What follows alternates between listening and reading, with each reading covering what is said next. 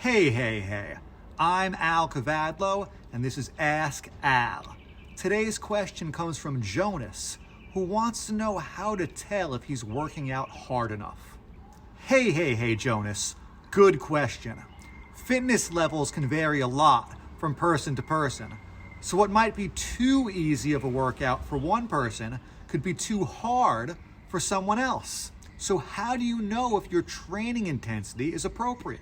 Well, I've got a few very simple objectives that I aim for every time I work out or conduct a personal training session.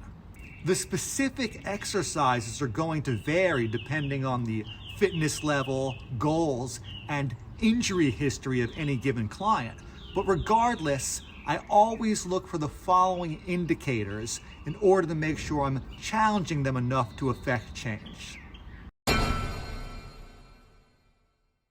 Whether or not you're aiming to do a cardio session, an elevated heart rate is a good, clear indicator that you're working hard.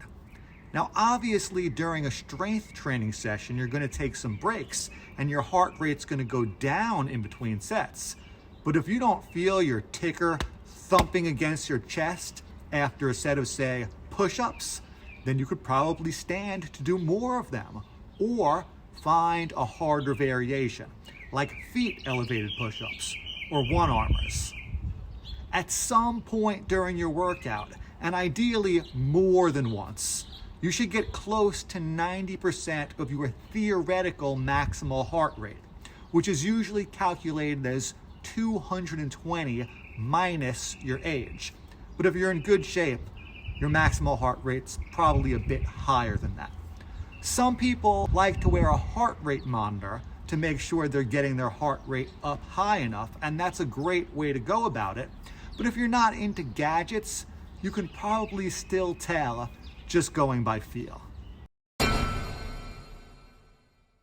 Getting winded is another clear indicator that your body is working hard. You don't need to be huffing and puffing during your entire workout, but you should definitely expect to find yourself breathing a bit heavily after completing any set that isn't a warm-up. I recommend trying to inhale through your nose, but after an all-out set of pull-ups, that should be a bit challenging. So, shut your lips, press your tongue against the roof of your mouth, and get those nasal passages to open up. By the way, pushing your tongue against the roof of your mouth makes it pretty much impossible to breathe through your mouth. So that's a little extra bonus tip for you. You don't necessarily need to push yourself to muscular failure on every exercise, but you should definitely be getting close. I generally prefer to go to what I call technical failure rather than all-out muscle failure, and that just means I go until I feel my form is starting to break down slightly.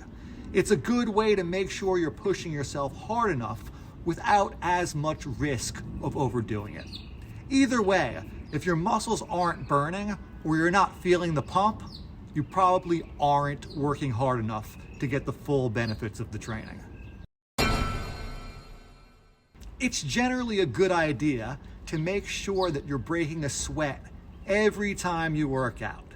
To be fair, this probably isn't as clear of an indicator as the previous three, as some people have more active sweat glands than others, and if you're training outside in the cold, it may be hard to break a sweat. But for most people, in most situations, it's reasonable to expect some perspiration as a sign that the body is working hard.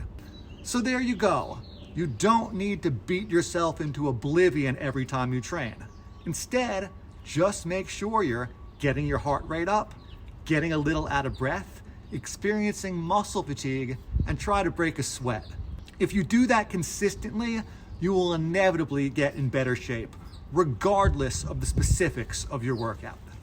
Well, that's all the time I've got for this episode. If you enjoyed this one, give me a thumbs up and make sure to subscribe. And if you have a question for Ask Al, just drop it in the comments below, and I'll do my best to answer yours next time. Till then, I'm Al Kavadlo, and we're working out.